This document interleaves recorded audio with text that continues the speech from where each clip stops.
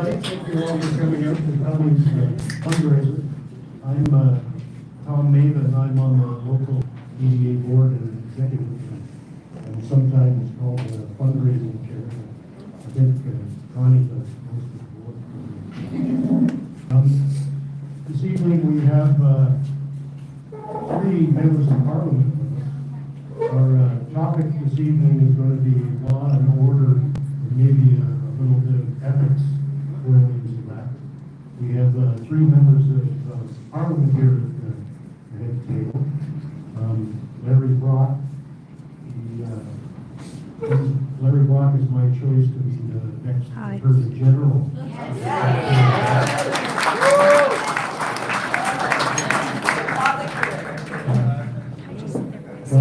Brassard, he has something to do with ethics, and I'm hoping he'll kind of regale us with stories about how totally unethical the Indian local government has been for the last 9 years.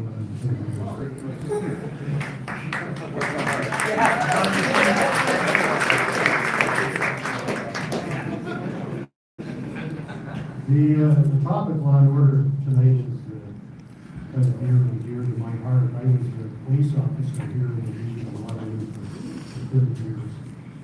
The last 30 years I worked for police forensics. So I'm going to be on the edge of my chair here listening to the speakers tonight discuss how they're going to fix our law and order issues here in Canada. We also have Bob Zimmer, who's come all the way from the West Coast. Connie's going to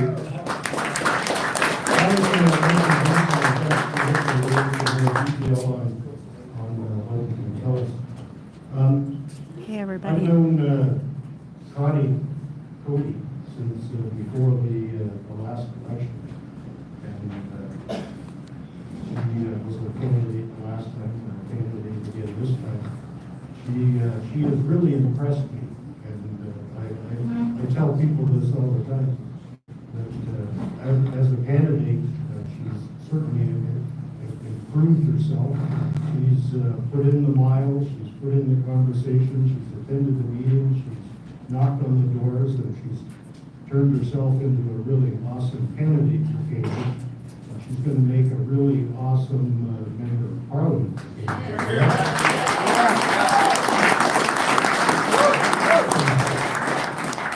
So, without further ado, just like Sesame Street, tonight's fundraiser is going to be brought to you by the letter C. Connie, Cody, candidate of the Conservatives for Cambridge, will conquer completely. I could probably go on with a few more seats. I'm going to turn it over to our candidate, Connie, Cody, and we'll go from there. Oh, there's before I let Connie get hold of the microphone.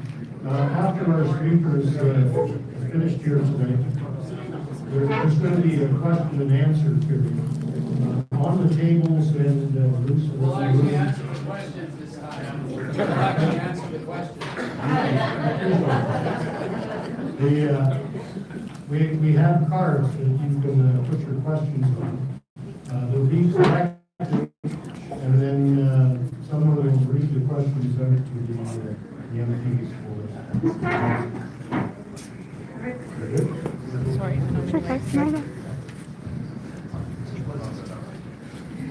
In the world of law and order, there exists those who work tirelessly to uncover the truth, demand accountability and justice. This is our event, Law and Order Cambridge, an evening on ethics and accountability. I want to thank everyone for coming here tonight. It's really glad to see everyone, a lot of faces I recognize, and it shows a lot of concern and a lot of interest in what's going on in our topics tonight, and rightfully so. Remember the days when you could actually leave your front doors open, you'd leave your house, go downtown, have an ice cream, and you knew when you came back, your house was going to be broken into. You weren't afraid, you weren't going to be shot at, stabbed. You know, there's going to be no attacks. You know, life was happy. You lived. But now, People are actually scared. You've got break-ins. Broad daylight, people are breaking into your home. You don't know what's going to happen. People are scared. When I go around door knocking, that's what I'm hearing from people. They don't feel safe in our community, and that's a shame. And that's the impact of leadership that has lost its way. Just this past Saturday, my granddaughter, who works in a Conestoga Mall, there was a jewelry store and attempted robbery. Second one in as many months. Broad daylight again. People are actually in the mall, and they're running around and screaming, trying to get out of the mall because they have no idea what's going on. My granddaughter was at the store, terrified. They had to close the doors, and then they had to hunker down in the back room because they had no idea if there was weapons or what was going to happen. And that's what the youth of our day is growing up today. So crime is a very important issue that has to be dealt with. And it's a clear sign that our criminals today are getting bolder and bolder. And that's because of the justice system that's within Canada these days. And how about this little government? They say one thing, but it's nothing more than doublespeak and empty promises. It's a government that is full of scandals and ethic violations. They act like accountability is nothing more than a four-letter word. What could possibly go wrong with that? Well, after a decade of decay, we've seen what goes wrong. Canada is broken.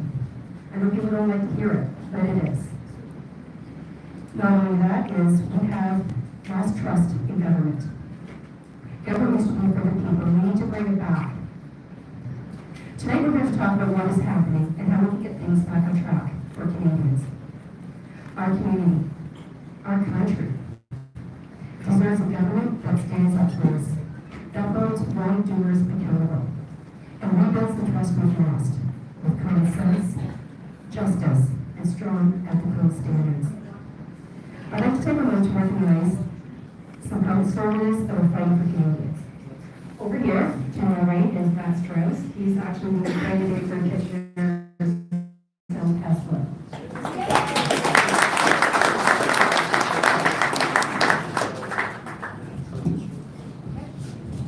Does this one work any better?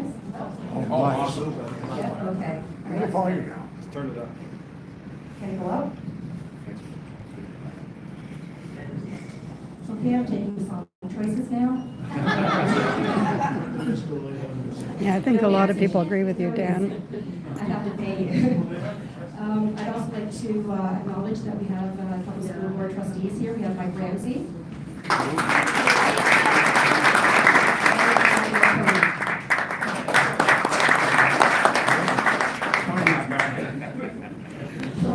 I'm also happy to welcome my friends and future colleagues to Cambridge. So let's welcome MP Bob Zimmer.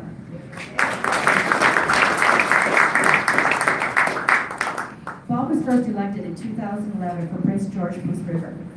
He knows all about government accountability and once served as chair of the Standing Committee on Access to Information, Privacy, and Ethics, along with several other committees. I still remember the first time I met Bob. It was in one of my many trips to Ottawa, trying to familiarize myself with how things would happen if I became elected. And I went to his office and had a meeting with him to have a good chat. And he was full of encouragement and a lot of good advice, which I still take to heart today, so thank you, Bob. We also have with us MP Larry Brock.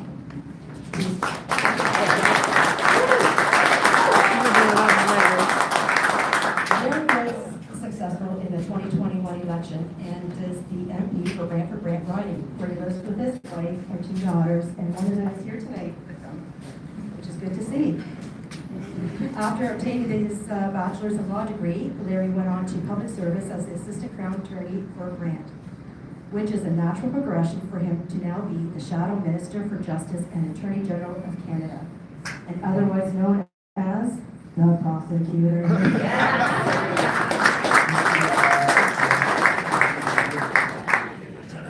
Larry and I, we actually met in 2021 because being a candidate, he always tells me the story about how he saw all my signs around and he had to just meet the person who was running in Cambridge. So he left a little door hanger on the campaign office door. And I'm like, why is Larry campaigning in Cambridge? This month. But anyways, we've met and developed a friendship, and again, he's been very helpful, comes up door knocking and to many events, and very helpful with all his advice, and now that he's getting more popular, it's I get to see him less. And also we have, let's welcome MP John Brassard.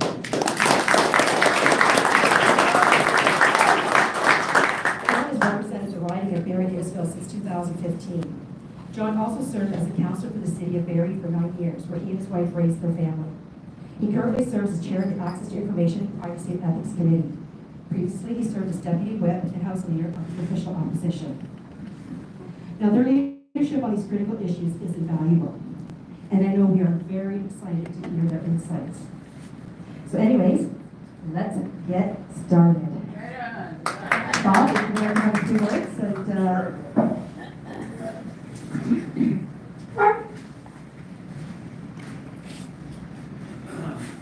Everybody, how's everybody?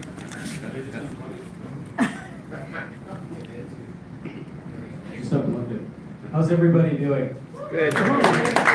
Good food, thank you very much. Great food tonight. I had a spoonful of rice, so that's as far as I got.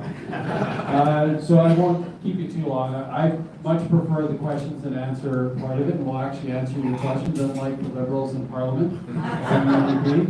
But some of you might, how many care about Justin Trudeau's attack on law-abiding firearms owners? Yeah. How many stand against his attack on us law-abiding firearms? Thank you. There's a lot more in places like Toronto and Vancouver than people think. So anyway, that's been one of the files that I've been very active on, is just standing up for you guys. And I'm also the Shadow Minister for Northern Affairs, Arctic Sovereignty, and Northern Economic Development. So if you see any social media for me, it's usually in a jacket in a very cold place. UK, I was just up in Yellowknife. It was about minus 35 up there. We do a lot of stuff around Arctic sovereignty, around the forward operating locations, and really how inadequate Justin Trudeau is really taking our Arctic sovereignty at large, doing very little. I've said he's abandoned the North, and he really has. But I'll leave it there. We'll wait for more questions, but thank you for the opportunity, Connie. And I really look forward to having you as a colleague in color. So, thank you.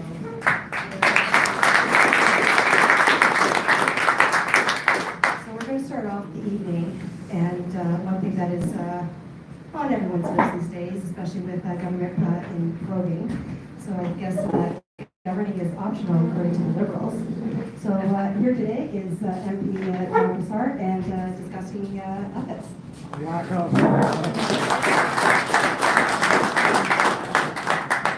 Larry and I were talking about this earlier. We all have booming voices, so I think if I speak like this. First of all, I want to say what a pleasure it is for me to be here tonight from Barrie, an hour and a half away. Love coming to Cambridge, love coming to Waterloo Region, but more importantly, I love coming to make Connie the next member of Parliament for Cambridge.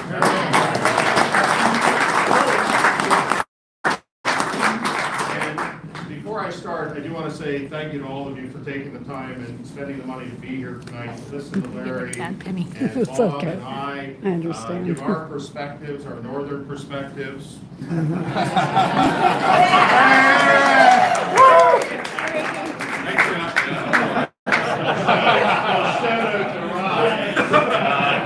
give our perspective on where things are at in Ottawa right now. Larry, who watches WWE? Don't be embarrassed if you watch wrestling. So when The Rock steps into the ring, what's the thing he says when he holds the microphone? Right? No, can you spell what The Rock is cooking? Well, every time Larry stands up in the House of Commons, we shout out, can you spell what the Brock is cooking? And normally, he's cooking up a lot. So I'm really happy to be here with Larry tonight, our Shadow Minister for Justice, Law and Order. He's doing a great job in that, but I got to tell you, I really miss him in ethics. I miss him at the shooting fish in a barrel committee. It was funny, I don't remember this, but when Darren Fisher was appointed to the Ethics Committee, I said to him quietly, I said, I want to welcome you to the Shooting Fish in a Barrel Committee. And he thought that was a badge of honor. He didn't realize that I was insulting him. The fact that we have got the most ethically and morally corrupt and bankrupt government in the history of this country. So he took it the wrong way. But Bob, you're doing a great job up north. Bob, the secret. The truth is that Bob wanted to leave the minus 45-degree temperatures and come down to the minus 5 degrees. This is like us going to Florida for Bob. Bob, I want to welcome you. You are doing a great job dealing with issues of Arctic sovereignty, Arctic defense, all important issues for us as conservatives and as a country as well. And I see Matt Strauss is here. I've heard your name come up many times at the Ethics Committee, and it's usually ICRA or somebody else that brings it up. Tell them to go screw themselves. I think we've pretty much done that for you. So I have on a few occasions. yes, you have. So look, I'm not going to take long because I'd like Bob and I'm sure Larry want to get into some Q&As, but there are 3 oversight committees in Parliament that are chaired by members of the opposition. You've got the Government Operations Committee, you've got the Public Accounts Committee, and the Ethics Committee. And there's a 4th chair, and that's the Status of Women Committee, which Shelby Graham-Newman is chair of. The purpose of those committees, they're oversight committees, and they're majority led by the opposition in order to hold the government to account, so that we have accountability, transparency, and oversight, in our case, on information as it relates to ethics, privacy, and access to information. And we've got a great team on the Ethics Committee led by Michael Barrett, who does a terrific job prosecuting and litigating the government. I remember when I took over and I got the phone call from Pierre, I was actually, you know what, no kidding, I was just outside of Cambridge coming back. My son goes to school in Ohio. He's there on a golf scholarship. And Pierre called me after he was elected as leader and asked if I would chair the Ethics Committee. I had just come off of being the opposition House leader under Candace Bergen on an interim basis. So I gained a lot of experience in that, being there when the invocation of the Emergencies Act happened, a costly coalition between the Liberal and the NDP. And I remember what Pierre said to us. He said to me in the car, driving home that day, he said, "Our job is not to be nice. Our job is to litigate and prosecute this government. We are not to be an audience to this government. We are to be an opposition." And I hope that you all agree that we've done that very, very effectively, led by Michael Barrett and Larry Brock and others who've become part of the committee. And I was asked earlier, what's the purposes of the committee? And as I mentioned, it's about oversight, transparency, and accountability. But it's also to litigate and to prosecute. And when you think of the things that I've had a front row seat in dealing with, and we all have had a front row seat in dealing with, whether it was the SNC-Lavalin scandal, the We Charity scandal, we've dealt with the SDTC scandal, $400 million of insider-connected liberals and Conies having access to this fund, giving themselves contracts without proper oversight and proper accountability, just basically freewheeling this money. We've dealt with the 2 Randy situations, okay? Which one is Randy? We're still not sure, but all of this stuff is important work, and I could go on. The list is as long as the day of ethical scandals that we've had to deal with. But if it wasn't for committees, if it wasn't for our work, none of this stuff would be exposed. And so what's the consequence? That was the question that was asked of me. What's the consequence? The consequence is incremental. When we prosecute and litigate the governing party in our role as an oversight committee, everything that happens is incremental. Every scandal, every issue of corruption, everything adds up. And it adds up to the point right now where we are in a position where we are going to win the next election. And it's not just, of course, there's economic issues, there's affordability issues, housing issues, and others. But if we weren't doing our job, if we were just an audience and not an opposition, if we weren't prosecuting and litigating the situation, then the government would basically have a free ride, as they do on all of the other committees that are led by the majority. They can just simply shut things down. Now, there are strategical tactics that they use, filibustering, points of order, but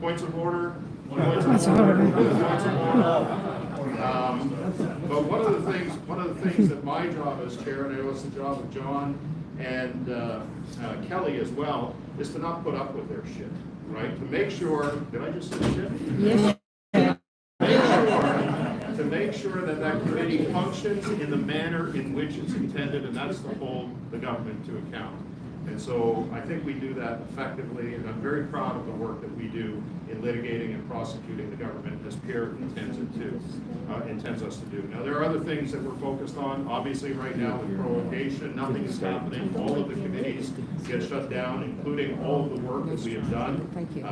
Prior to prorogation, we had done a study on disinformation and misinformation. Now, I'm old enough, and Larry, you're old enough to remember that when that used to be called lying. Yeah. Lying. Remember that? Yeah. Somehow they've couched it into a term, disinformation and misinformation. But that's all of that work has been lost because of prorogation. But more importantly, what prorogation has done, and what Trudeau and his cabal have done, is they have bought themselves time to try to figure out shit.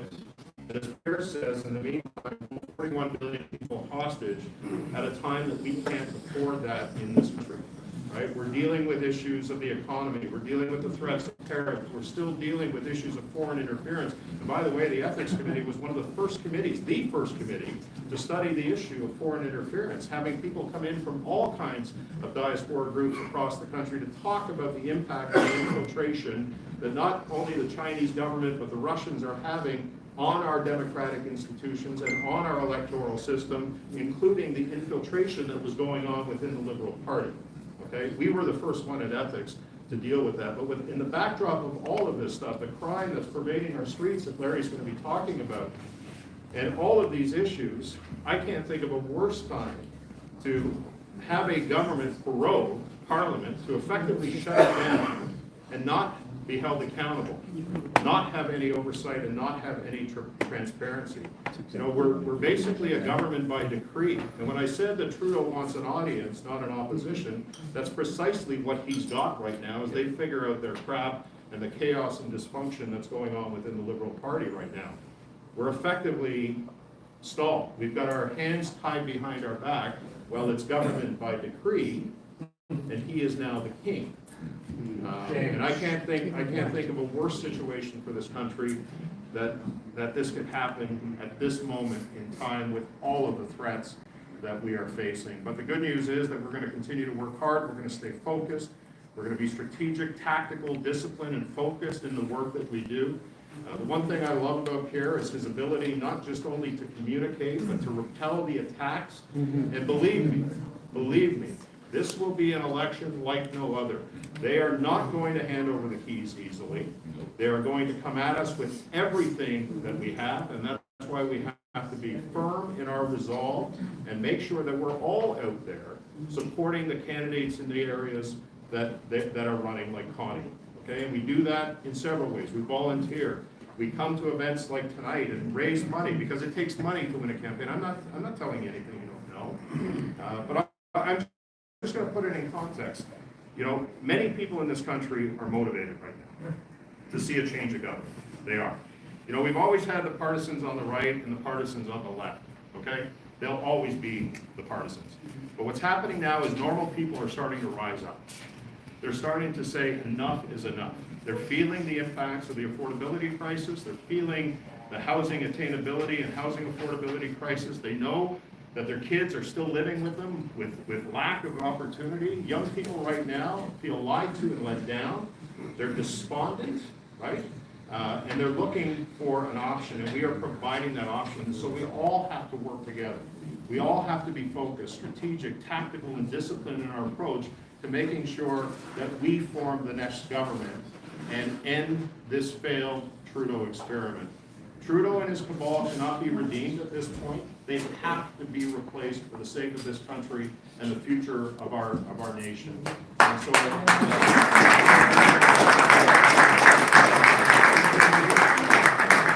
scandals notwithstanding, corruption notwithstanding, cronyism notwithstanding, the economic crisis that we're facing notwithstanding, we have to rise up and take control. And the only way that you can do that, they haven't taken it away from you yet, You know, they may have tried to come after your guns. They may have tried to come after what you can see and say online. They may have come after you in every aspect, from an economic standpoint, to want you to be dependent on this state, right? The most important thing that they haven't taken away from you is the most powerful manner in which you can express yourself. The most powerful manner. And that's to mark an X on a ballot box beside Connie's name in the next election.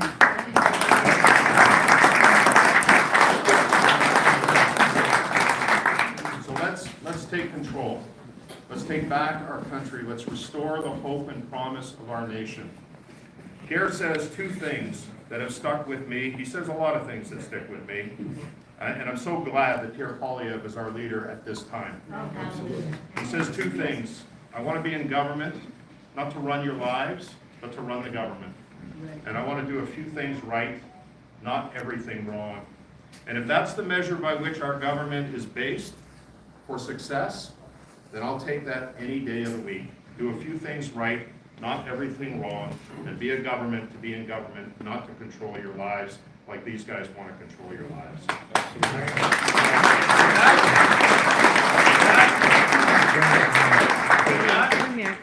Can you smell what the rock? Larry Rock.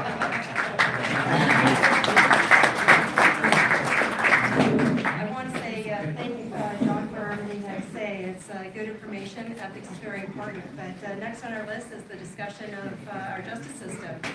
And the region of Waterloo, last year there was an article that actually stated that we were the second on the list of Alberta for the worst of violent crimes.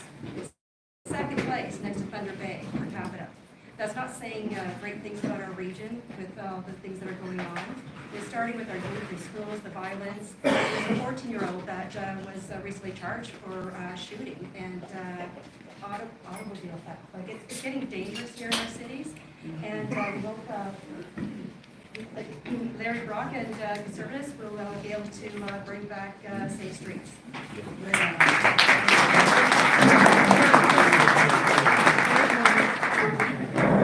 Right. Everyone hear me okay? No. Yes? Yes? Microphone. I hate microphones. Damn.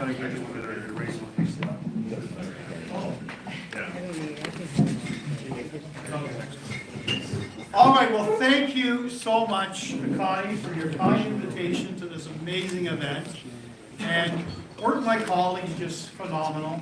Listening to Bob, years and years of solid parliamentary experience, and it clearly shows. It shows, obviously, in the respect that John has earned, the leadership roles that he has earned in the past, hopefully in the future, further leadership roles, and the leadership role that Bob displays on a regular and consistent basis for his portfolio. And for those who are not following him, this is your opportunity because he produces some quality work.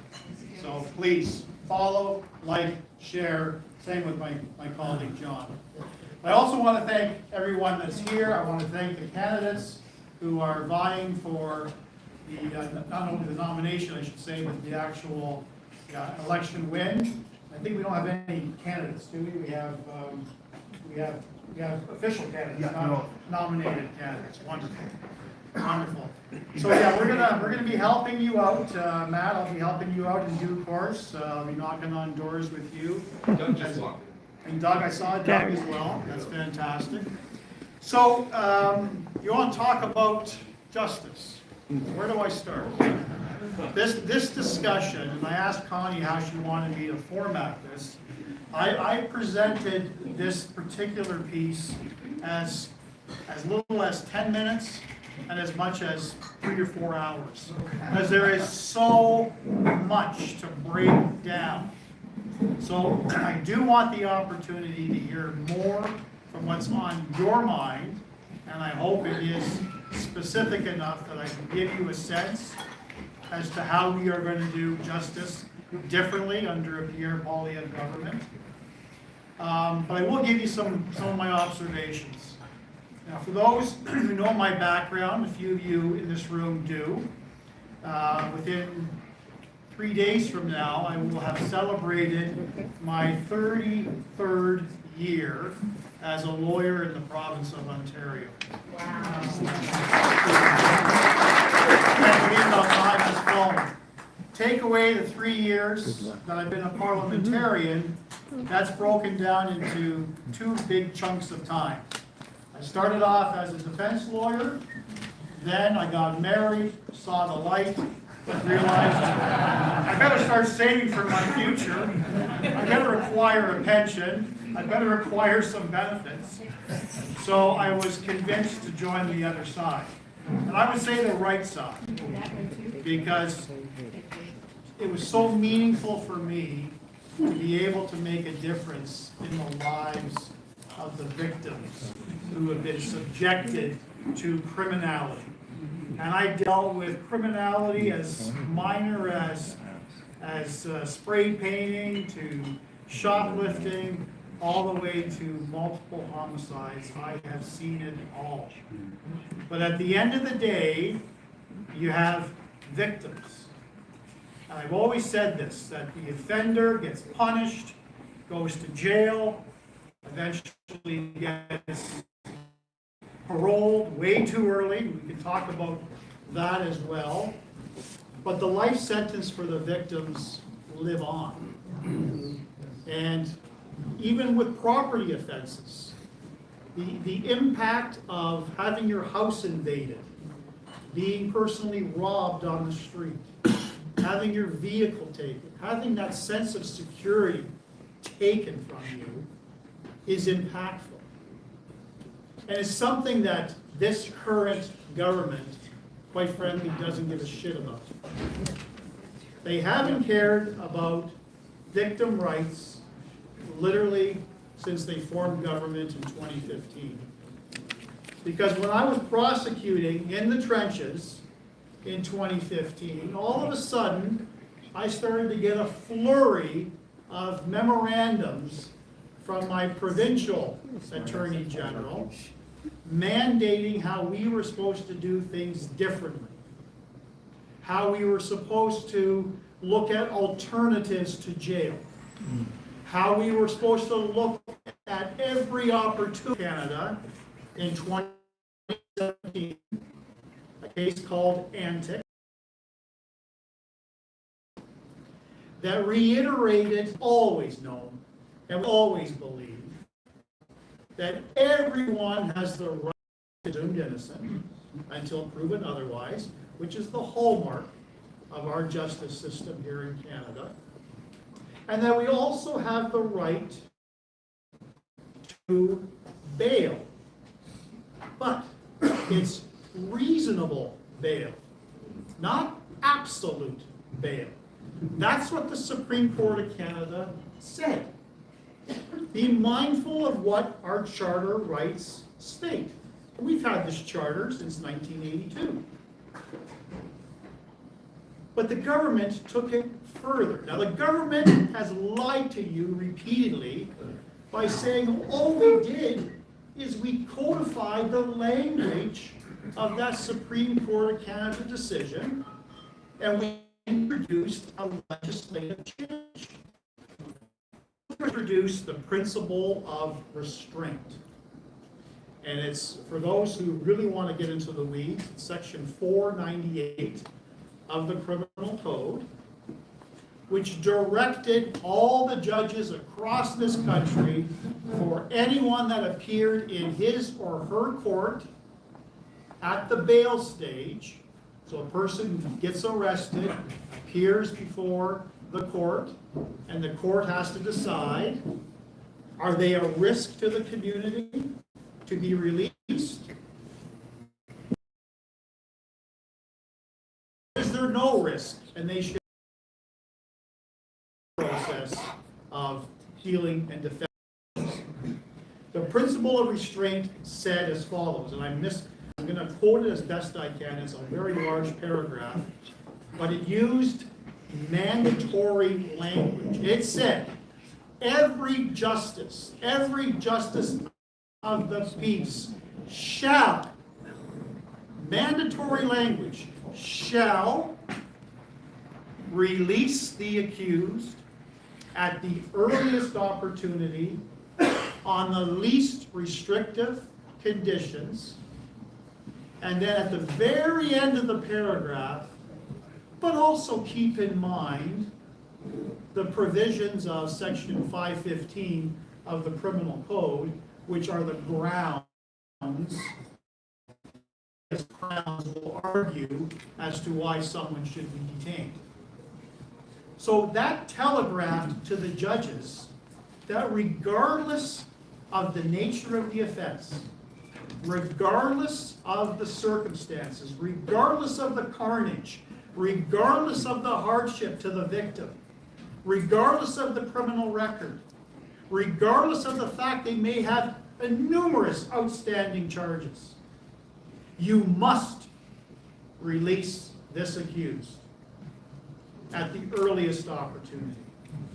So we as Crowns were literally banging our heads against the wall because it was nearly impossible. I'm not going to say completely, nearly impossible to detain these very bad actors.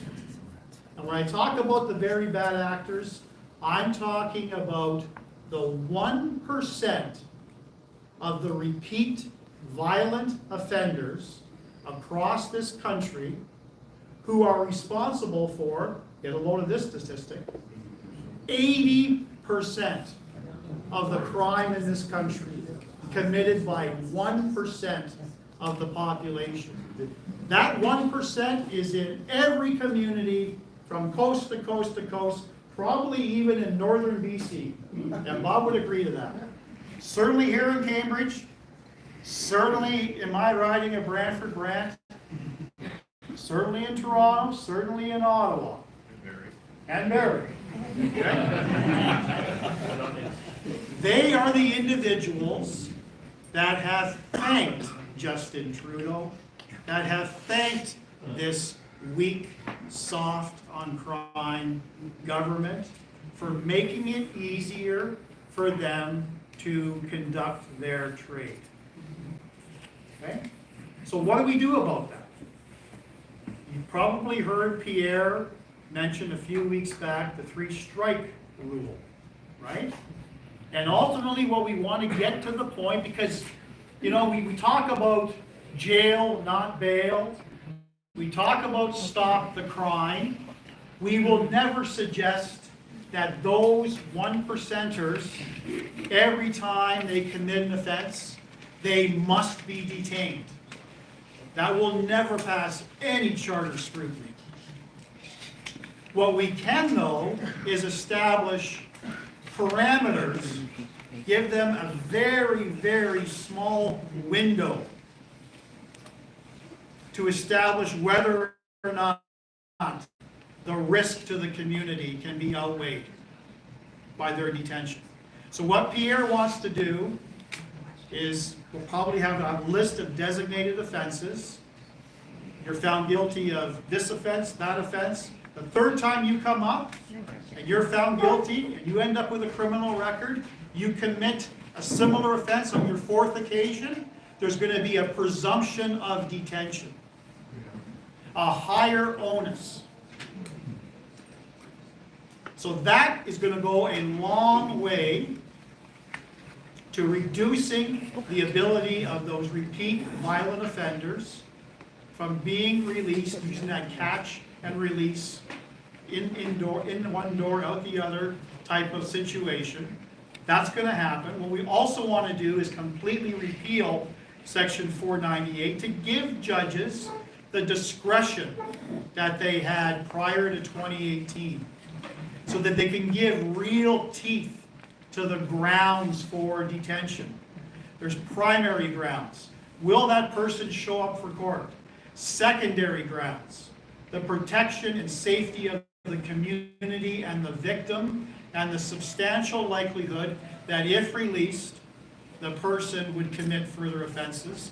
And the tertiary grounds, very important, often overlooked, not really utilized as much as it should, is the confidence of the public shaken by the release of this accused.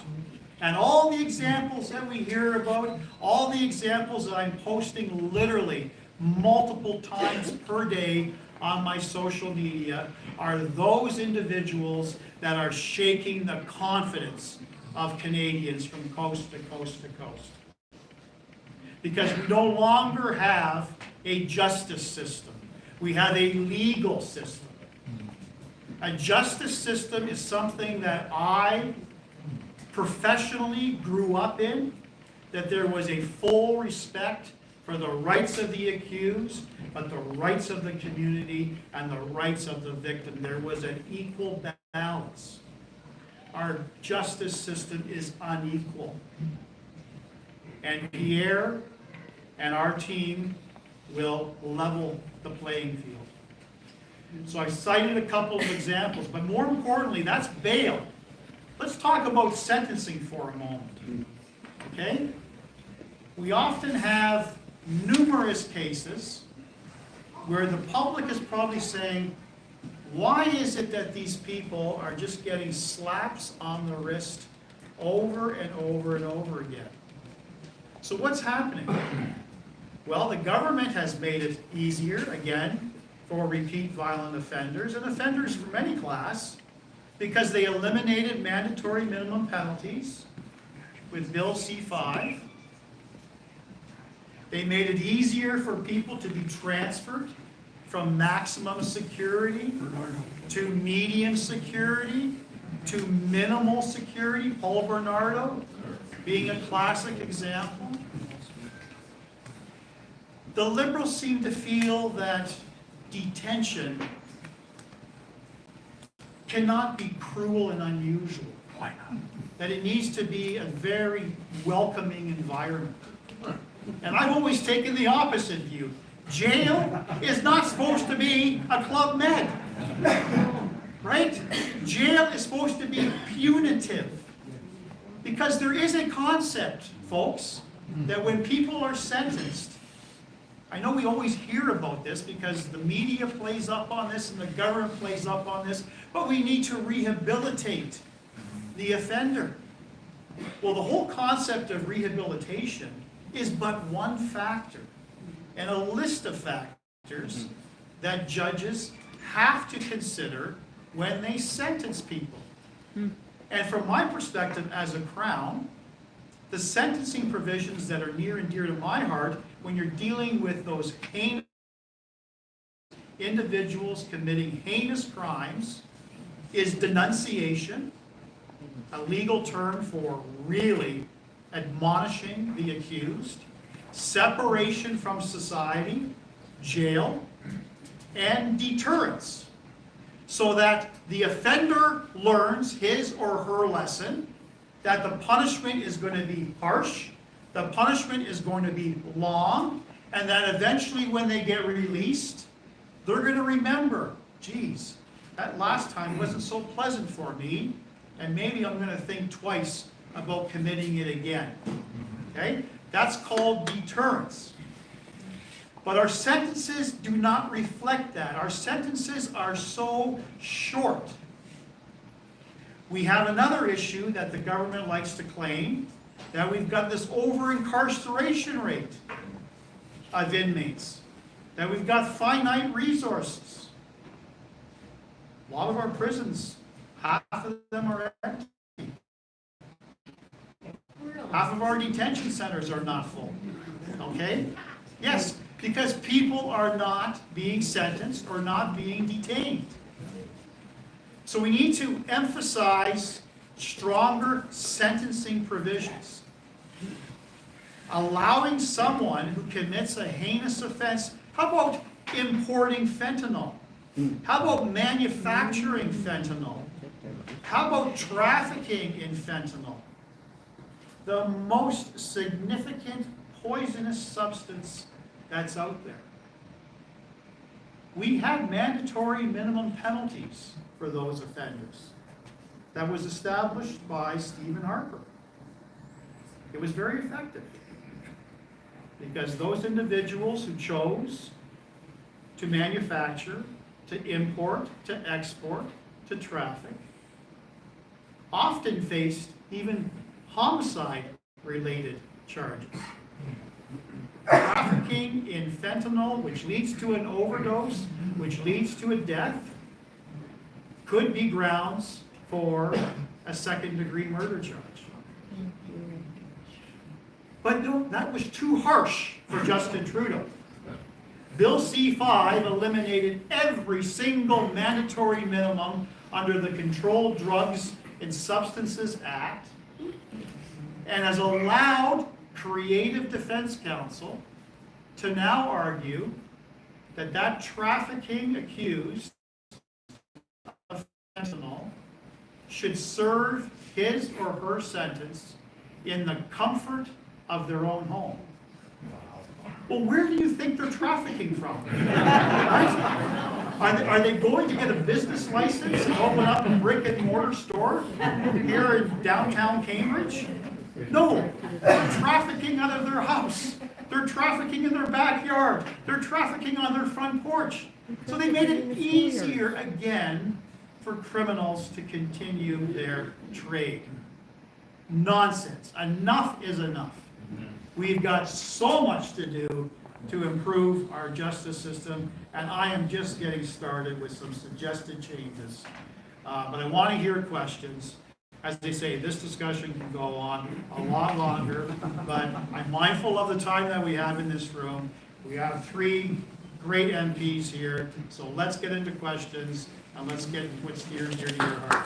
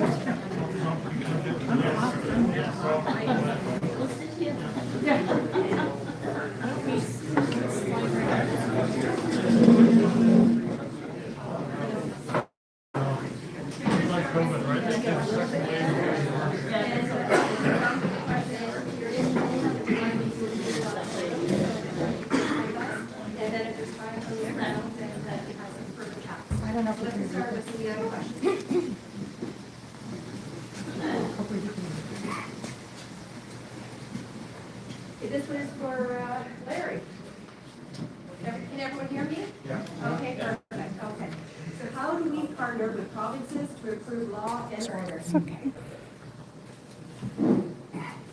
Well, that's a great question, and about 6 months ago, I excuse me, I took it upon myself to review the mandate letter for Justice Lametti, sorry, Minister Lametti. Minister Lametti was fired, if you recall, a couple of years ago. That's a good thing. Could be in jail. Here's a good thing. When you appoint a justice minister, attorney general, who has zero experience working in the courts, understanding the legal issues as it relates to criminal law and community safety, who has done nothing but teach law at a university, theory does not equate to practice. And in that role, you need a combination of both, right, to be effective. In any event, I looked at his mandate letter. In that mandate letter, it talked about regularly consulting with provincial and territorial AGs. I don't see that happening on a regular, consistent basis, because if it were happening, we would have all seen more changes particularly on the issue of bail reform, we're going to see more changes than what the government offered in Bill C-48. Bill C-48 was introduced a couple of years ago, and that was a direct result, if you remember, all the premiers, all the police chiefs, the presidents of police associations crying out for reform. That was the year, and we had close to, if not more than 10 police deaths. That we had individuals out on bail when they should not have been on bail, killing people. Most recent example, Constable Greg Priscilla. We all know that story. That happened just outside of my riding. OPP officer who simply was doing his job in the middle of the day. But if the current Justice Minister were doing his job, and this is Arif Virani, he would be taking their strong suggestions and implementing real bail reform. When he appeared most recently at my Justice Committee with respect to another study completely unrelated to bail and community safety, I always look for opportunities to deal with issues that are on the minds of Canadians. So I pressed him. I pressed him with one example after another as to why he's refusing to meet and refusing to address the cries from premiers, police chiefs, etc. He retorted right back to me and said, I delivered bail reform. And what he means by that is Bill C-48. All that Bill C-48 did, and I didn't want to get into the weeds with you, but I think this is a classic example. The Bill C-48 provided that certain firearm offenses that used to be crown onus. So what I mean by that is when a person appears in court, it is my job to prove to the judge that the person should be detained. In a reverse onus, it's the defense counsel and the accused who has to establish why they should be released. But it doesn't matter, because there's always been reverse onus charges. Murder, by its definition, is a reverse onus charge. And people who commit first-degree murder, folks, do get bail. It happens more than you think. It really does. Because all they need to establish is there is a plan of supervision, a plan that reduces their risk of recidivism, the risk to the community. Okay?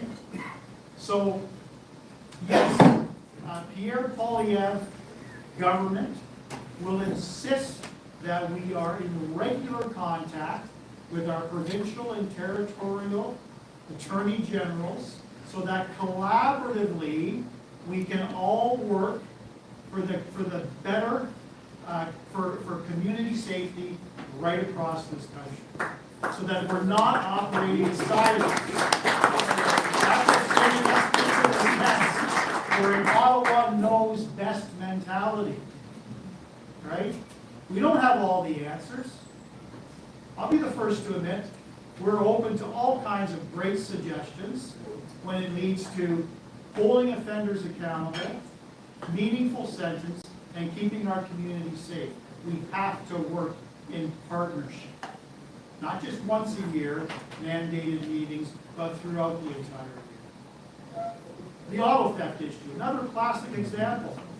Our eyes were calling out for years to address the crisis that Canada was facing with auto theft. Finally, the government responds with, okay, we'll have that one-day auto theft summit. Okay?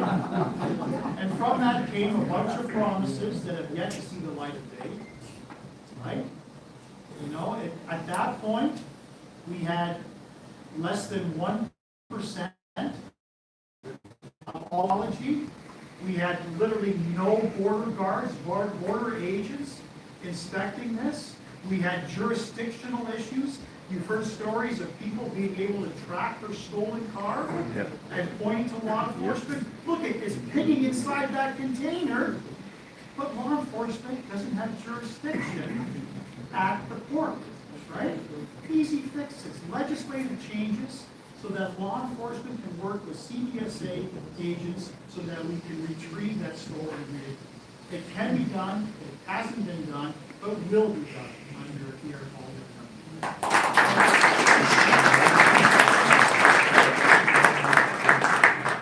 The next question is for John Brassard. There's information review board, I'm assuming, is on compassion and ground reviews, interpretations, compassion for Canadians, and learning changes. I can clarify that, sorry, just a little bit, because I know it's a little bit extensive. Yeah. I'm a people like standing on immigration review many times and have to listen to reviews on compassion grounds where multiple time offenders have been given reprieves or deportation for compassion grounds. Yeah. Some big changes there.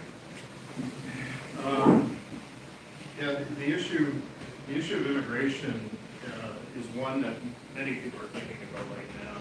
And before I do that, though, I do want to tag along to Larry, and I hope that all of us can agree on one thing. A lot of the basis of the legislation, whether it's Bill C-5 or C-75, that the Liberal government has implemented, has been because of the issue of disproportionate representation in prisons and throughout the justice system. I, quite frankly, don't give a crap whether you're white, black, blue, yellow, purple, or green. If you're a threat to society, you're a threat to our communities, then you deserve to do the time. Now, I'll give you an example, because George Perscala, I'm going to get to this in a second. George Perscala, who was killed just outside of, just down here by, what was that community? Waternet? Waterford. Right? He was from Barrie. Okay, so I stood on the bridge as that procession came by with many people from Barrie that day, and I had a sergeant from the Ontario Provincial Police come to me and say, can I show you something after the procession goes by? And he did. He showed me a picture of a 9mm Glock with an extended mag that was left on the floorboard of a car that they were forced to chase in Orillia. They caught the suspect. This was in the morning. And by that afternoon, that suspect was out on the streets again. Okay, now you think of what he could have done. First of all, highly illegal firearm, right, restricted. But you think of what he could have done with that gun if in fact he decided to go after the police instead of running in there. So the justice system has been failing Canadians, and we need to do something about it. On the issue of immigration, we have and I think I'm fair to say this, that the consensus on immigration has been broken in this country. There used to be a time where Canada used to allow 350 to 400,000 people into the country, many of them contributing to the sustainability and economic viability of this country. Over the course of the last 2 years, we've seen almost 2.3 million people come into this country. Many of them unvetted. Many of them have come here claiming false claims. And many of them are using compassion as a reason to prolong or extend their immigration situation. In Barrie, Innisfil, we do have a very diverse community, particularly in Innisfil, and I get a lot of people who come to this country, who come to me and say, especially those from the Eastern Bloc and other countries, who wave their finger when they talk to me and they say, this happened in my country. I don't want what happened in my country to happen here. And what they mean is, the lack of processes of a lot of things, the incremental loss of rights and freedoms, but they came to the country under the proper processes, right? And they were highly vetted and what they could contribute to the country. The challenge that we have now, and I hear this again from those people who come to this country, perhaps they were fleeing persecution, perhaps they were persecuted because of their faith, because of the tribe that they belong to, because of their sexual orientation. There was obviously a circumstance where we allowed people who were persecuted to come to the country. And now we're starting to see, and this is what concerns many within the immigration community, we're starting to see the persecutors being allowed into the country. The very people that they fled from are the very people that are coming in to this country. And you can see that playing itself on the streets. You see the lawless mobs not standing under the Canadian flag, but standing under the flag of the grievance of the nation in which they left. Right? And I think it's gross. And I think we have to get back to an immigration system where we have consensus. And if there is compassionate reason, if it can be shown that there are compassionate reasons why people should stay in this country, because if they go back, they face persecution and they face government intervention into their lives and threats and possibly death, then that's a reason to understand their immigration case. But there are many people right now who are using our immigration system as a way to undermine what should be a consensus-based immigration system that allows those who are coming into this country that can contribute to it economically. We look and CARE talks about the current situation with underemployed professionals, doctors, civil engineers, many of them who are driving taxis, this Blue Seal program that we talked about that can contribute right away to doctor shortage, nursing shortage, public sector or public care workers, etc. Those are the types of things that we should be focused on. The consensus in this country on immigration has been broken, and we need to reestablish that with a system that allows for people to come in who first and foremost can contribute to this country, and secondly, who are fleeing persecution. We should not lose our compassion as a nation. We need to maintain that compassion, but when people are using the system in a manner, and we saw that through Roxham Road, for example, we saw that through other areas of entry, which has become a big concern, not just for the Americans, but it should be concerning for us as well. We've seen these points of entry being used as a way to, as the government calls them, irregularly enter the border, across the border. It's illegal across the border. Let's call it for what it is. And so we've seen an abuse of that system, but we should never lose our compassion for people who are fleeing persecution, people who are coming to this country because of the reasons that I stated earlier. But we have to get back to an immigration system that works, not works for the Liberal government, or not works for any other reason, but that works for Canada by putting Canada first when it comes to immigration.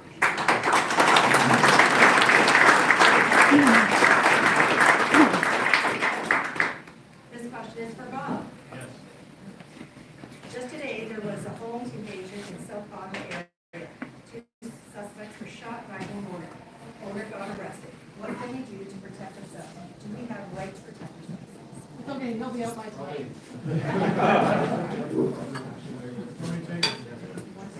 Well, and I'll add, Larry is the justice expert, I'm the firearms guy.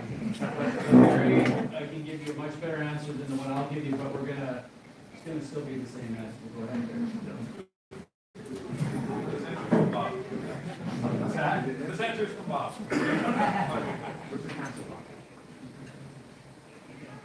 Okay, before I answer that, can you answer this question? Were the suspects armed during the invasion? Unknown? Well, this is your question. Sorry. I was just lady in the back there. Sorry about that.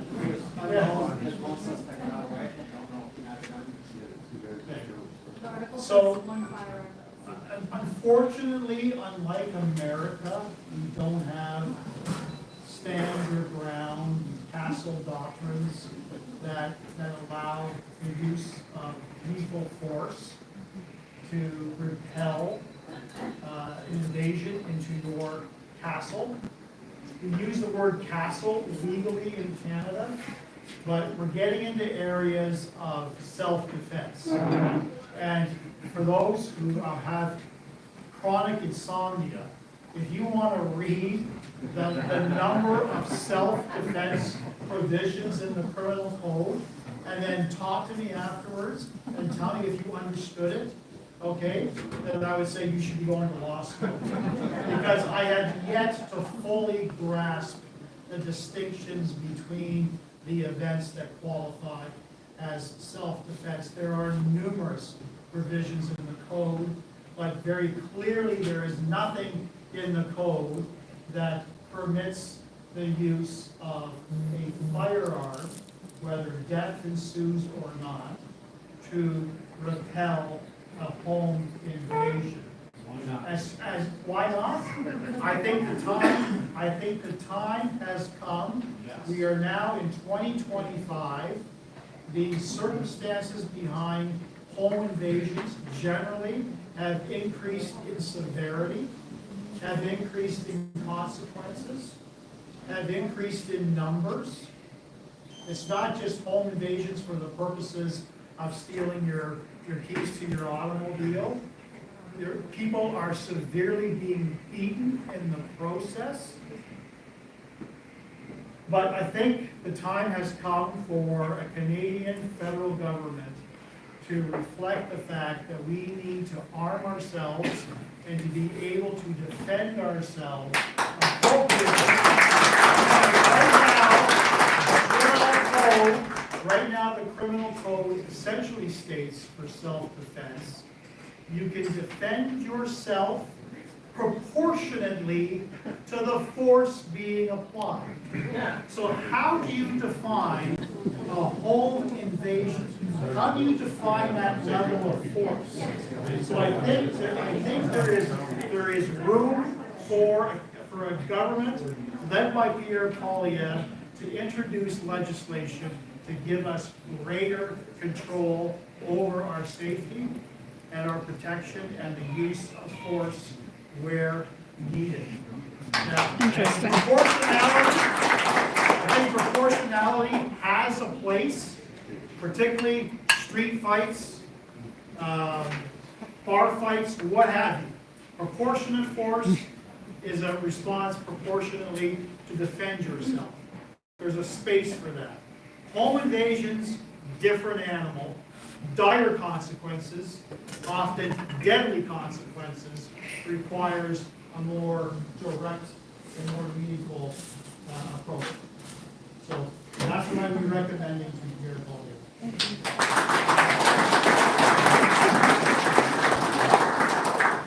You're gonna pick up all again.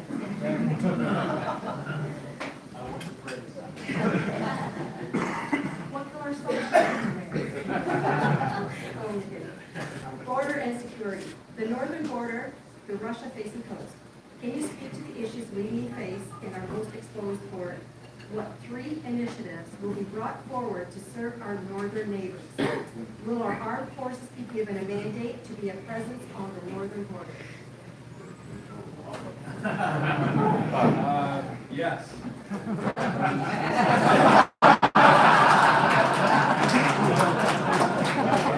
Three more words. Yeah, so the answer is yes. But I'm going to set this up a little bit differently. So, has anybody heard of the NORAD modernization announcement that this federal government has made? How many billion was that announcement? Does anybody? I have a special prize for you if you guess this number. How many billion? How many billion for NORAD modernization? Zero. No, how much was committed? Zero. No, there was a lot of billions committed. Yeah. 10 billion. Hey, no, hands, let me. 1.3. 1.6? 1.3. Yeah, hand. I thought it was 25 billion. Okay, no, it's not quite, a little bit higher. 30 billion. 32, higher. So what they committed to is 38.6 billion to modernize NORAD. Now this is the kicker. So the question is, what are we going to do, right? Now, we haven't announced what we're going to do yet, but we are. Pierre has talked about we're going to defend our border. We're going to stand up. We're going to fix our military. That's been the general language, and there's more specifics coming. Okay, so 38.6 billion that was announced by Minister Blair just about a year ago. 38.6. My whole job has been critiquing what they're promising to do, what they're actually doing. These guys throw a lot of checks at things to make a lot of announcements. But what you have to look, we call it outcomes. What are the outcomes of what they actually promised? So I've got 38.6 billion announced about 2 years ago. Guess how much has actually been spent? Zero. Now, let me set this up with another bit of preamble. We've had recent Russian and Chinese incursions on our water and in our airspace. And before it's been as individual countries. But guess what? They've been cooperating. So because Russia's a little busy in Ukraine, they've actually asked China to do surveillance for them in the Arctic. They've actually asked them to do it. So now we see two planes flying over, one Chinese, one Russian, flying over our challenged airspace, right? So this threat is imminent. We've seen the balloon, right? We've all known that story. So getting back to my question with,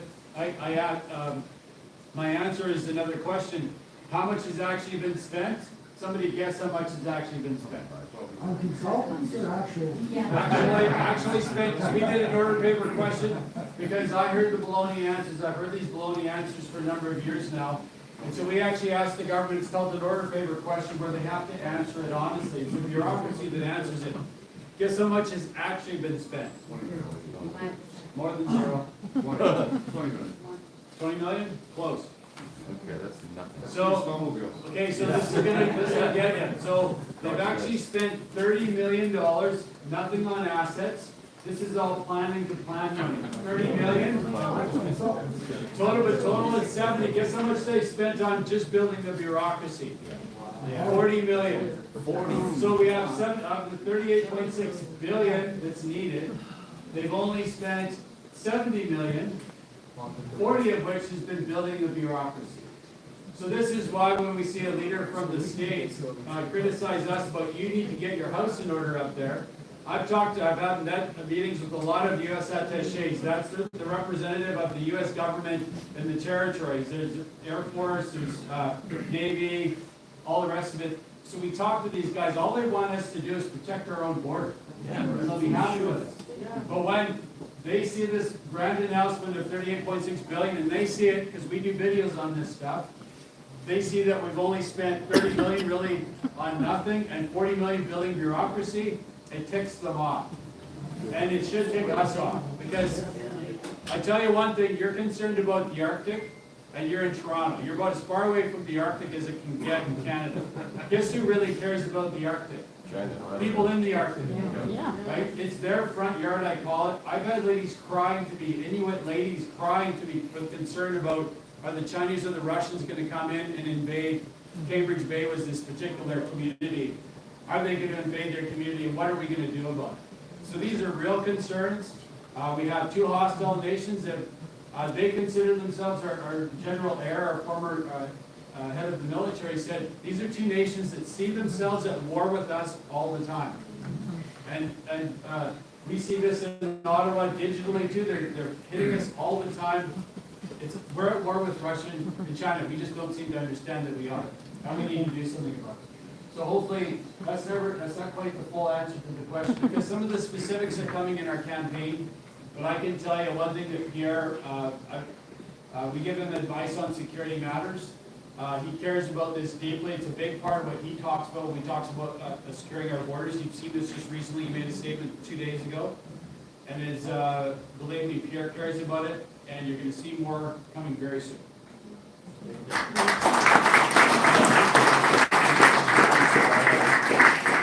we all have to follow Bob Zimmer on social media. Here's another. And Northern Perspective.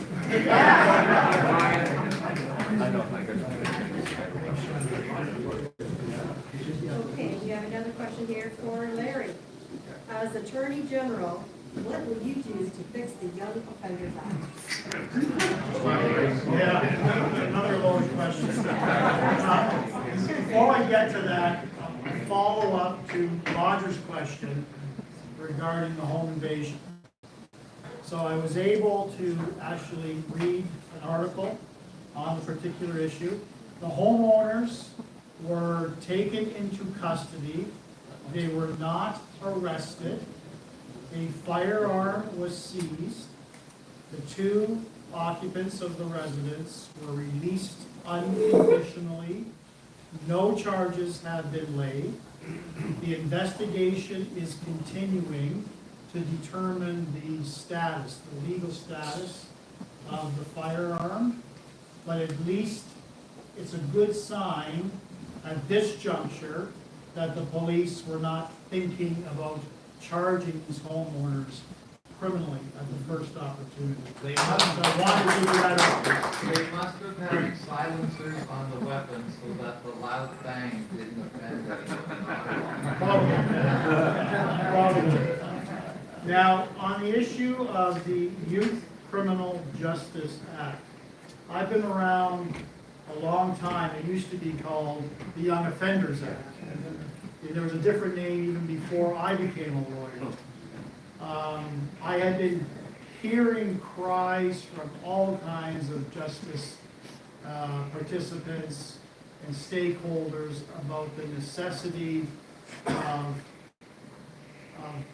providing meaningful consequences to offenders who, because let's face it, there are young offenders who are facing murder charges. The maximum penalty for murder for a person under the age of 18 is 7 years. Of that 7 years, it's not even in secure custody. It's part secure, part supervised. So the time has come as more and more youth we are reading about are engaging in a lot of heinous acts, a lot of swarming acts. And I use that phrase because there's a case that's still before the courts right now, a group of young female teenagers, because they were bored one particular weekend night, decided to accost an Asian homeless individual who was in and out of reality. He was obviously fairly drunk. He had a bottle of alcohol in his hands, and they literally beat that homeless man to death. It was sickening. And then when they get to bail court, they're laughing. Why are they laughing? Because they know they're going to get out. So we have lost. A lot of our youth, in my view, have been so emboldened and so separated from the reality of their actions. Very And sad. some may blame social media, some may blame video games, that the culture of violence is just so prevalent with respect to our youth right now, that they sort of become immune to real life consequences. But I think it opens up another, this is a very detailed discussion, I'm not going to get into that, but another opportunity of, because there's been all kinds of parliamentary studies about the necessity of reviewing the effectiveness of the Youth Criminal Justice Act. It's been at least 20 plus years since that has been introduced. So I think the time has come that we need to review its current effectiveness, and if not, to improve, to ensure that there's a level of accountability, that there is increased penalties. I think 7 years is doing a real injustice for the victims' families. And I think that's something that we are probably prepared to look at. So I would again take that to Pierre and his team.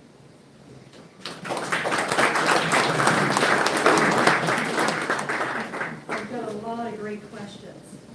You know, there's 3 here that are very similar, so I'm going to combine them because we're running short on time for questions. So we're able to have 2 more written and try to get 3 questions. This one is for John Brassard. So I'll read them all 3 and the call back. In an era where public trust in political institutions is in steep decline, what specific measures would you support to strengthen transparency and accountability?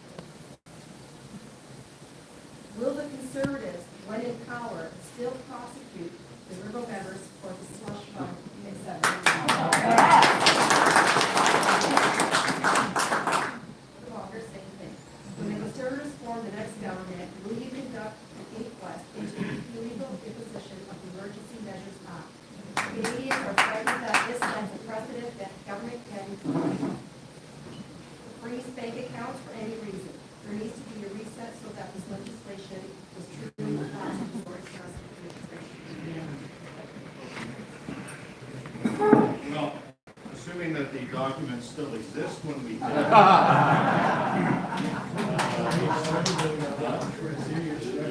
funny, but not funny. Look,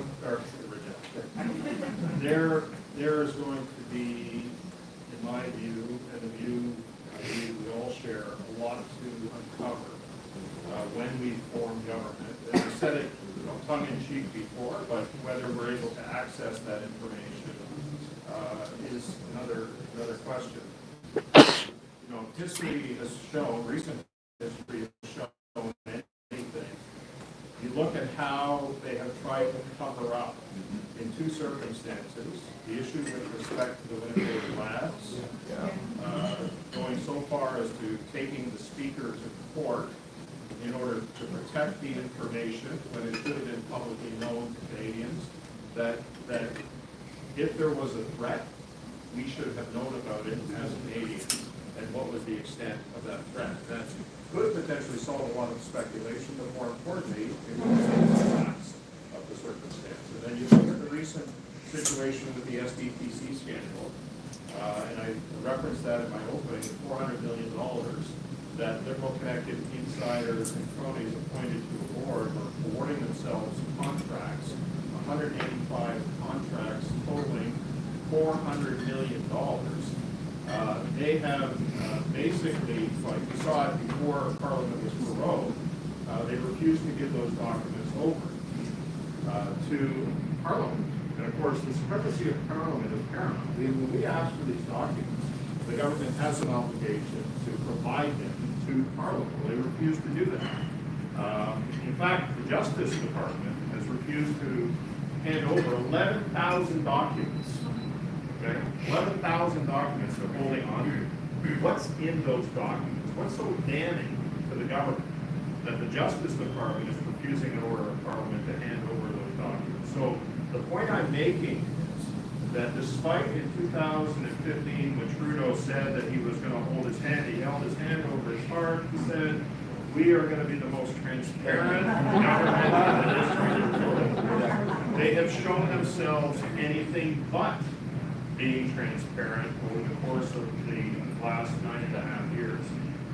So we are going to do everything we can to uncover the extent of the corruption.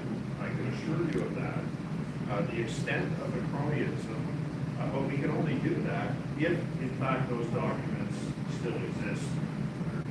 Now, obviously, they have a legal obligation to maintain these documents, but they also had a legal obligation to subscribe to an order of Parliament. They had a legal obligation to deal with the disclosure of what happened in the Winnipeg lab situation. And in both cases, they failed to do that. So, our job will be to uncover, and just as it is to prosecute and litigate, we are going to, on behalf of Canadians, get to the bottom of this and many other issues, not the least of which is the invocation of the Emergencies Act, which, look, I was House Leader at the time that happened. That didn't need to happen, in my view. Trudeau and the others within his party have had simple discussions to find out what the issues and what the grievances were of people that were in Ottawa. We could have avoided the implication. It was a gross, in my view, it was a gross abuse of power. And we've seen, obviously, court rulings to that extent. But nothing surprises me with this guy or these liberals in terms of how much power they want to seize. And as I said earlier, look at the prorogation. Look at what they're doing right now. In a time of great crisis in this country, in all aspects, as I said earlier, not just tariffs, but economy, foreign interference, all those threats, they decided to walk away from their obligation of being accountable, transparent, and parliamentary oversight. So nothing would surprise me to this end, frankly. This is not, we're not dealing with the Chrétien Martin Liberal Party here. This is not them. This is a radical, ideological, socialist cult that's led by a two-bit actor who memorizes lines given to him by much more cunning, much smarter, radical, activist, socialist cultists. And don't think for a second that it gets any better with either Christian Freeland, she's just as complicit. Trudeau will not get any better fact, I would suggest that Connie is Trudeau on steroids. Okay, with his radical ideology. This is a government that wants everybody to be dependent on them and not the free type of society that we've become accustomed to in this country. So I hope no hope at all that they are going to abide by what is required of them. And if we are going to find things, we're going to have to dig deep and look far in order to find them. And did anybody recall what the McGinty government did on their last days? Oh, yeah. Yeah, so why should we be surprised, given the fact that the same actors are part of the PMO now, that they won't do the same? I wouldn't be surprised by that, despite their legal obligation. But we have an obligation, I believe, that we owe it to Canadians to get to the bottom of all of the things that have gone on, not the least of which is the implication of the Emergencies Act, and to be transparent about that, in my opinion, having lived through it, as all of us have.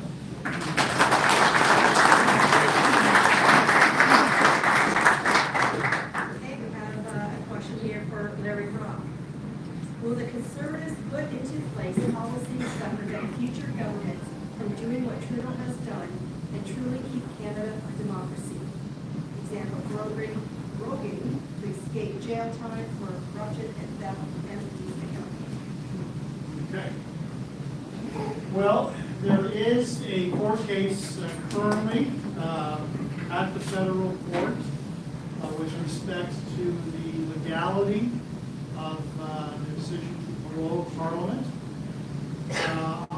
For those who wish to follow that, if you're not already following it, if you email me or text me, and I'll leave you my phone number, my cell number, I'll send you the link where you can follow the arguments live as it happens. I believe the first day started today. There are a number of days set aside for the argument. So the whole concept of accountability, so I'm so glad that it's not just Canadians, but we've got actually organizations.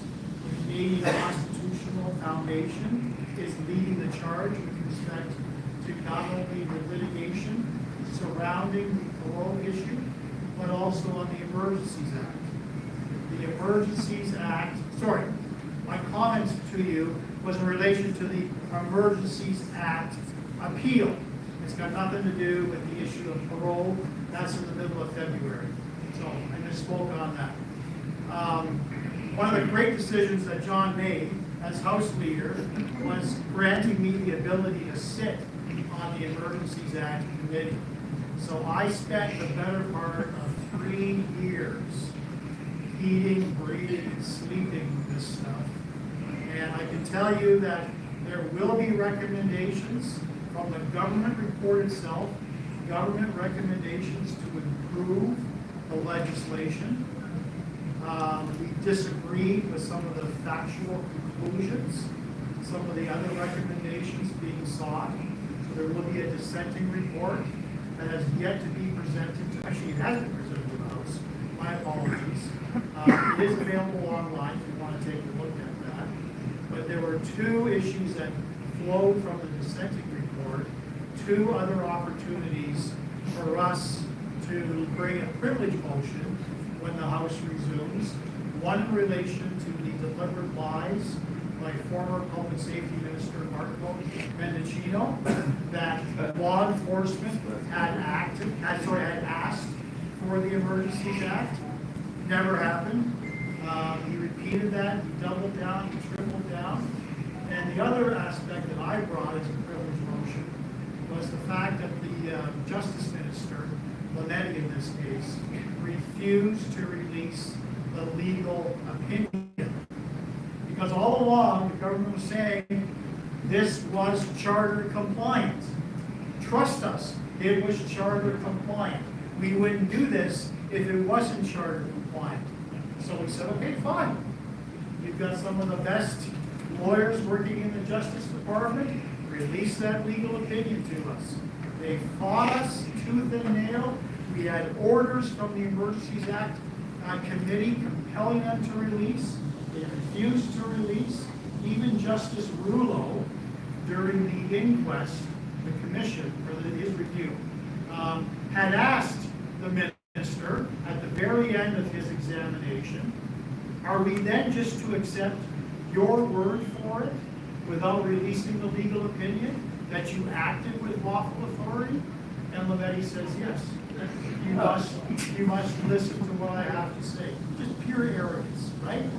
So Justice Mosley, Federal Court of Appeal, slaps the government hard, declares that 2 provisions of our Constitution, our Charter, have been violated, and immediately, I say within less than 10 minutes, the government claims, and I try to embarrass Justice, our Minister Valani, when he said this very, very surely, that he reviewed the entire 450-page decision in less than 10 minutes.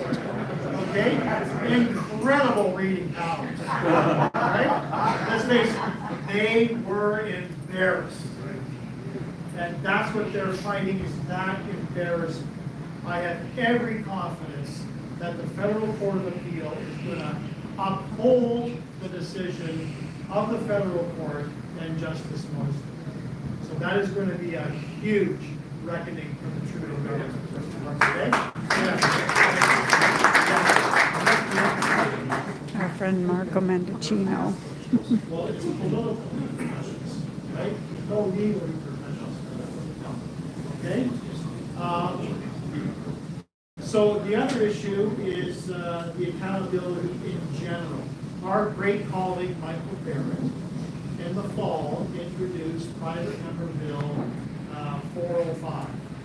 And it's designed to hold bad actors accountable for their actions. For perjury, for refusing to answer questions, for playing the games that you've seen time after time after time at various committees, with penalties ranging from a minimum of 6 months to a fine of $50,000.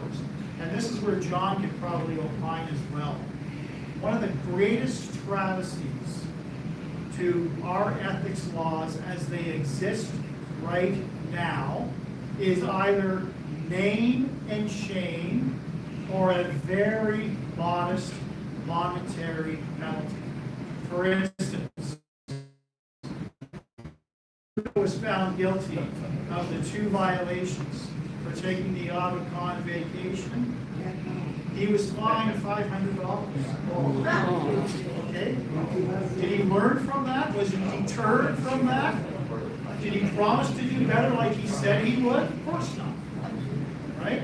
So, part of the reason why I left the comfort of the Crown's office is to restore integrity and accountability within our profession. When I grew up, I revered guys like Bob Zimmer. They were honorable people to me. He's still honorable. But the whole concept of honor with a federal politician has been evaporated because of the actions of this corrupt, scandalous liberal government. You deserve an honest, ethical, transparent member of parliament, a government that delivers for you. You are our masters. We are your servants.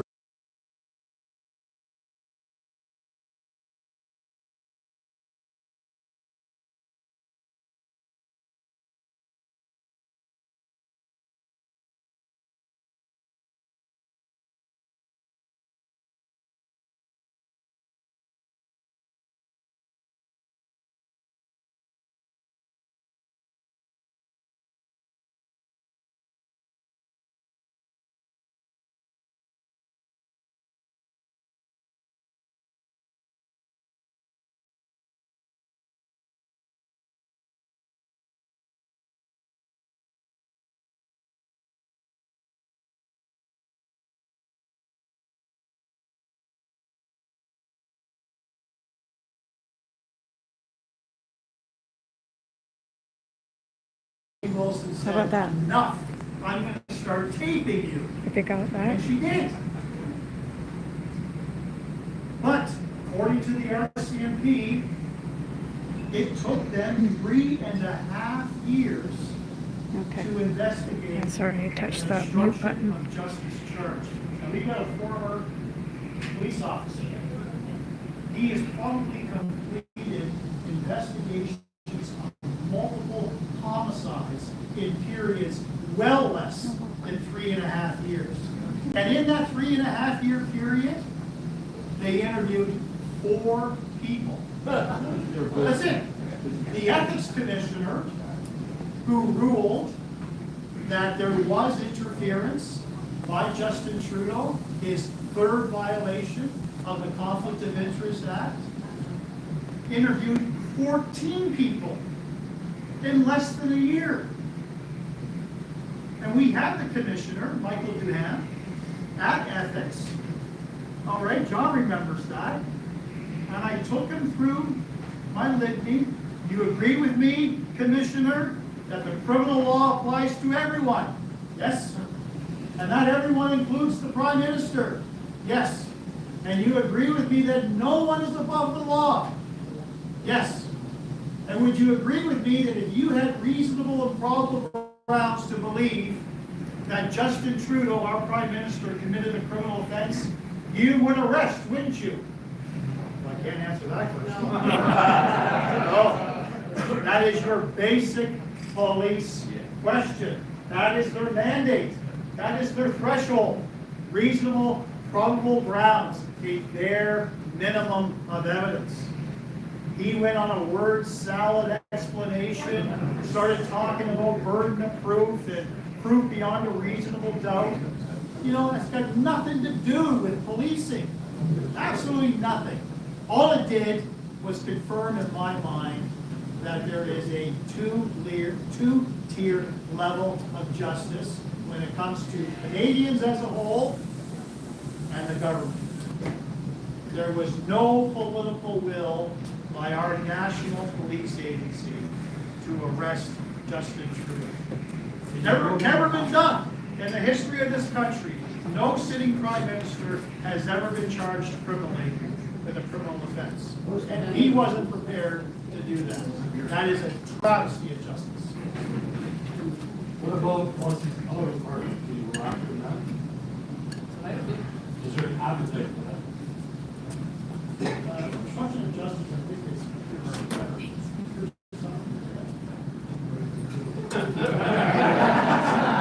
if it's a hybrid offense, meaning that you could proceed summarily within 6 months, or by indictment where there is no limitation period, the answer would be yes. But would another police commissioner of the RCMP pick up the slack? Probably not. I even toyed with the idea of inviting the commissioner of the OPP to review the investigation of the RCMP. No appetite for the OPP to do that. They clearly had jurisdiction as well over the issue. So, yes, we will hold ourselves to the highest level of scrutiny and accountability, particularly us 3. Okay? That's why we got into this business, because we are honorable and we will follow through, okay, on what we say we'll do. All right?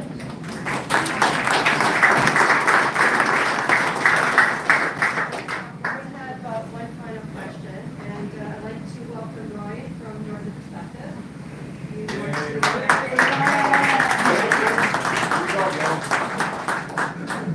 Big one. So first off, John, you have the patience of a saint, and we certainly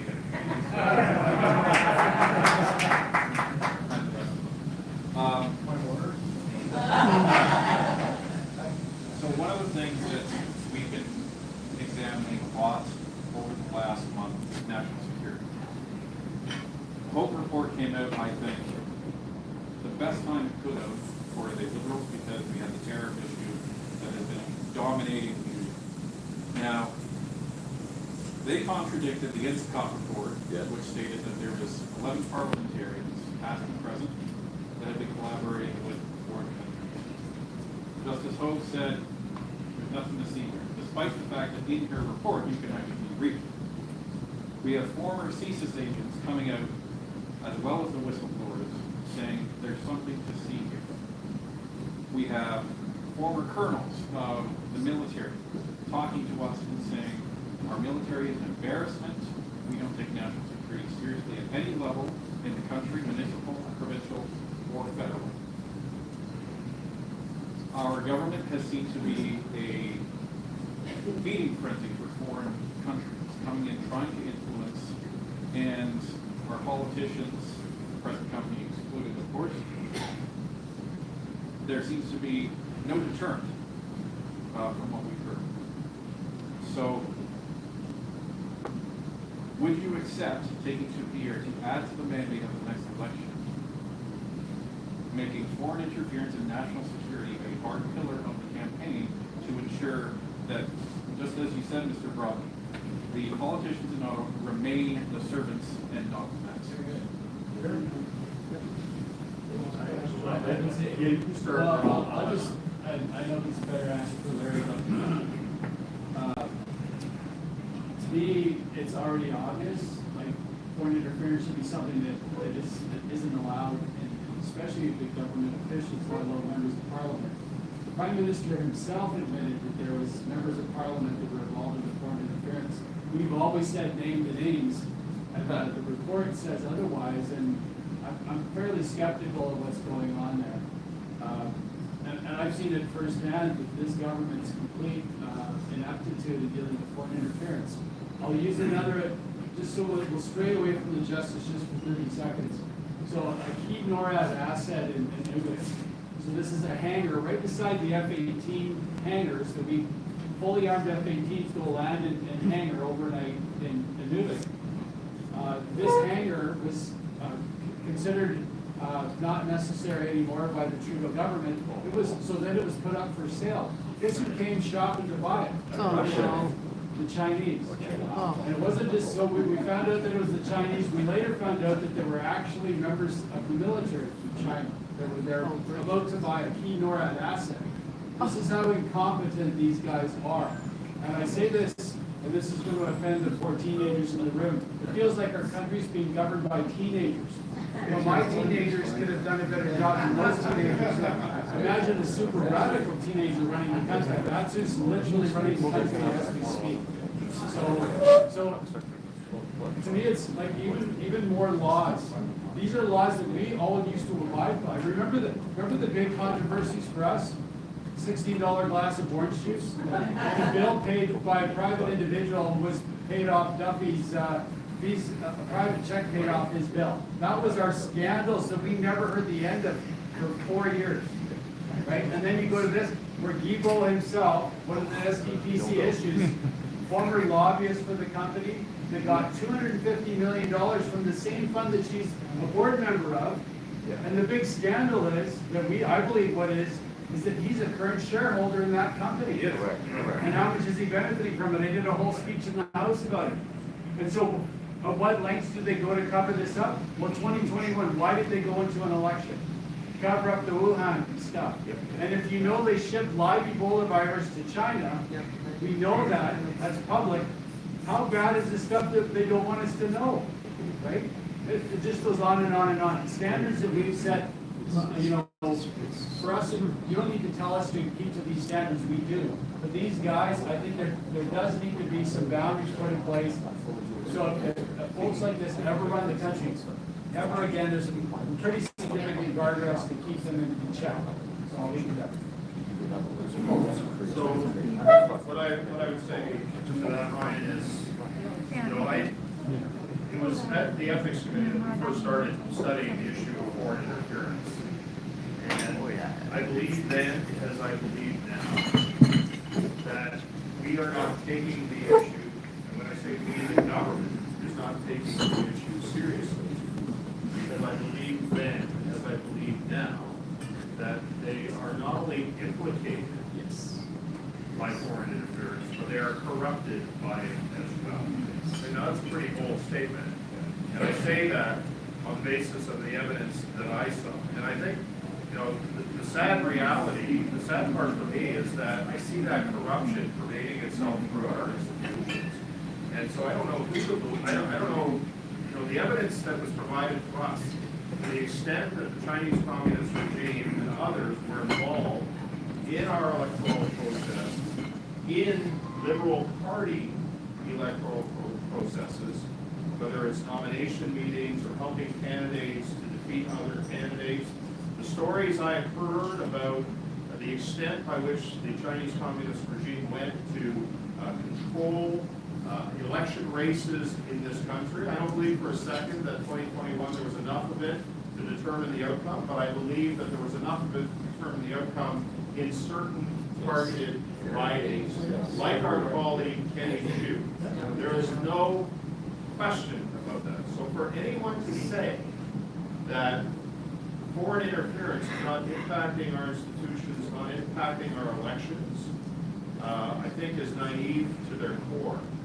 And so, you know, so what do we do about it? Well, in the foreign interference study that we did, we talked about the Australian model and how they publicly have made everyone aware about foreign interference that is pervading their country, right? So you have to open it up. You can't keep it secret. And this is why, as Bob said, we've been demanding, you know, of all of the accusations by this government as it relates to China, Russia, and even India, right? Put it out there on the table and be transparent, because I want to know as a parliamentarian, and Trudeau has said that he knows of 11 that were. I want to know if I'm sitting beside Larry Brock, right? And I'm not saying that he is, but I want to know. Would that not give me confidence in what I say and who I say it to in terms of my role as a member of Parliament? I think all of us deserve to know. The other thing that we can do is a foreign agent register, and I haven't heard anything with respect to the implementation of a foreign agent registry, but we need to do that. Anybody with any connection to the Chinese regime, the Russians, or other threats to our nation need to be exposed through an open and transparent foreign agent registry. And so those are the things, those are some of the things that we can do. I you know, like all of you, I was really disappointed in the results of the inquiry that I saw recently, and comparing that to the evidence that the ethics committee had received, speaking to those individuals within those communities who were directly implicated, the police stations that were threatening them on our turf, and none of that seemed to matter. Well, it does when you talk to those who are impacted in those communities, and worse yet, it matters most in the integrity of our institutions and the integrity of the electoral process in this country. You know, if it doesn't affect the entire election, that's fine, but if it affects one, then it affects us all. And we need to root this problem out, and we need to be transparent. That's the only way to deal with foreign interference, is to expose it for what it is in every aspect of not just our institution, our democracy, and how it plays out through the electoral process. So I understand the level of frustration. And why aren't they doing anything about it? Well, if you were implicated, you were corrupted by it, you benefited from it, you know.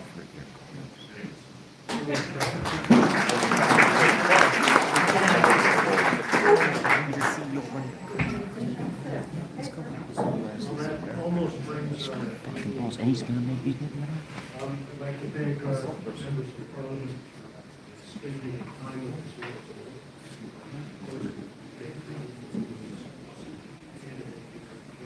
Can we say one more thing? Just one.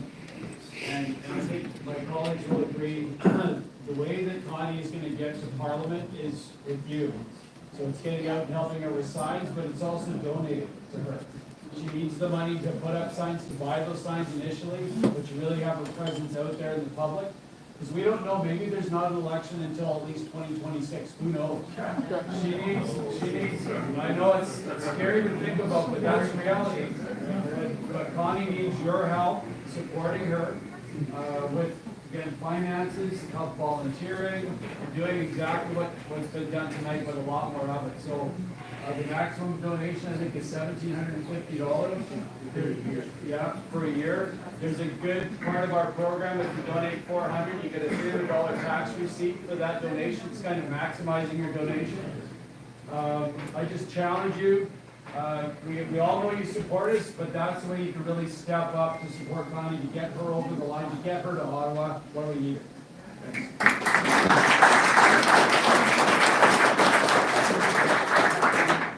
You would almost think a lot of the keep the scroll all the words in it. Make it home. We have a laptop available if anybody's, we appreciate all your donations so far. But if anybody's feeling motivated tonight to give a further donation, cash will take that. You need to get a receipt. You have to get a receipt.